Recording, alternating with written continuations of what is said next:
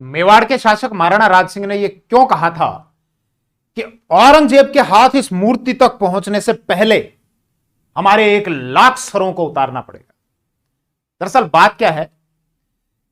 कि मुगल शासक औरंगजेब के द्वारा 1669 में मंदिरों और मूर्तियों को तोड़ने के आदेश जारी किए गए थे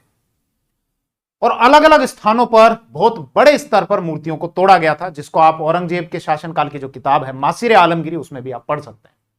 मथुरा में जो श्रीनाथ जी की मूर्ति थी भगवान श्री कृष्ण की, जिनकी बाल स्वरूप में पूजा की जाती है, उस मूर्ति को तोड़ने के लिए भी जब वहां पर फौज जा रही थी तो गोविंद दास जी और दामोदर दास जी के द्वारा उस मूर्ति को वहां से सुरक्षित निकालकर और राजपुताना की तरफ वो लेकर आए।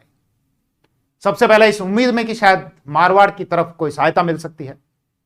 मारवाड़ की तरफ वो गए, जोधपुर की तरफ गए। एक स्थान आता है कदमखेड़ी, लेकिन जोधपुर की तरफ उनको वो सहायता उपलब्ध जब नहीं हो पाई तो गोविंद दास जी और दामोदर दास जी श्रीनाथ जी की उस मूर्ति को लेकर मेवाड़ के शासक महाराणा राज सिंह के पास में पहुंचे। महाराणा राज सिंह ने सिहाड़ स्थान पर, जिसको आज हम नाथद्वारा बोलते हैं, श्रीनाथ द्वारा बोलते हैं, उस सिहाड़ स्थान पर 1672 में श्रीनाथ जी की मूर्ति को स्थापित कराया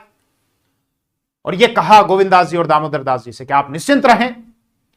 यह मूर्ति यहां पर स्थापित रहेगी और औरंगजेब के हाथ इस मूर्ति तक पहुंचने से पहले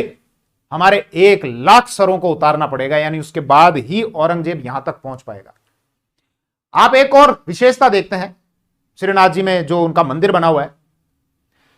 वो मंदिर जो है वो हवेली शैली में है, जैसे कोई हवेली है, बाहर से देखने में इस टाइप से लगता है।